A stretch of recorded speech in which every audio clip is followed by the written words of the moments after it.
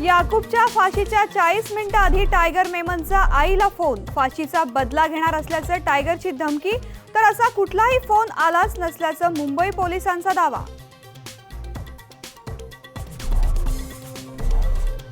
याकूबच्या फाशीची शिक्षा कायम ठेवणारे न्यायमूर्ती दीपक मिश्रा यांना धमकीचं पत्र, मिश्रा यांच्या घराबाहेरच्या सुरक्षेत वाढ, तर ECS मध्ये प्रवेश करणाऱ्या पत्रकाराला दिल्लीत अटक.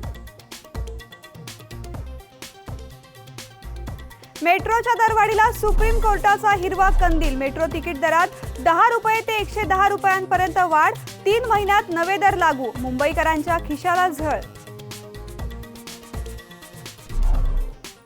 ललित मोदींकडून स्वराज यांनी किती पैसे घेतले याचा खुलासा करावा, राहुल गांधींचं स्वराज यांना चोख प्रत्युत्तर, सुषमा स्वराज नाटकबाजी करण्यात तरबेज असल्याचा सोनियांचा टोला.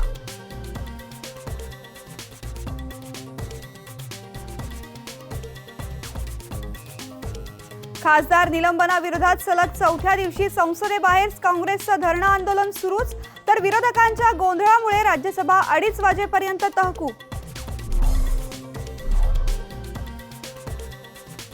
जम्मू काश्मीरमध्ये पुन्हा एकदा दहशतवादी हल्ला, हल्ल्यात 2 पोलीस जखमी तर 2 दहशतवादी ठार.